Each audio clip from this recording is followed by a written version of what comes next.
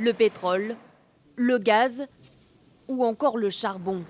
À elles seules, ces énergies fossiles représentent 80% des émissions mondiales de CO2. Mais pour combien de temps encore? L'accord de la COP21 prévoit de limiter la hausse des températures à 2 degrés.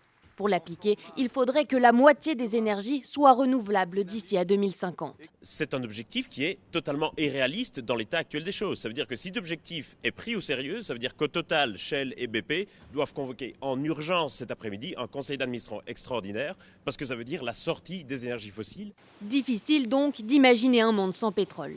Il représente à lui seul près d'un tiers de la production d'énergie dans le monde. Avec du pétrole, on peut faire quoi?